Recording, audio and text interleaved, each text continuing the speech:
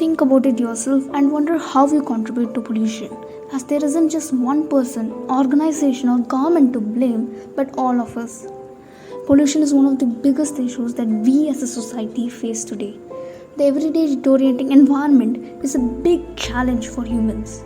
Human activities have resulted in air pollution, water pollution, land pollution, habitat destruction, soil erosion, desertification, ocean acidification, and many other changes that are causing significant stress to ecosystems. With a growing population of more than 8 billion people, demand for fresh water and arable land for agriculture are expected to increase in the future. The majority of our rainforests, which serve as the world's lungs, are being destroyed every day. 80% of the world's forests have already been gone, and we continue to lose 375 km square of forest every single day. Due to asthma and other breathing problems brought on by air pollution, thousands of people die every year.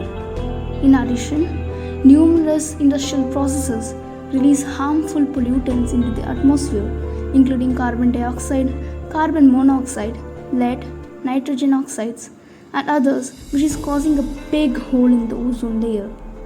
Due to that, the ultraviolet rays are entering into the atmosphere, which is affecting people's health like skin diseases, and all the north and south pole glaciers have already started melting. The sea levels are rising day by day, and in a decade, most of the coastal areas around the globe will be submerged. Millions of people will be displaced and homeless over a period of time. Studies show that urbanization is one of the major causes of depleting natural resources. It is not possible to reverse the damage that we have already done, but we can surely take some preventive measures and control the further damage. Each of us must protect the environment from the environmental issues which can lead to disastrous health issues.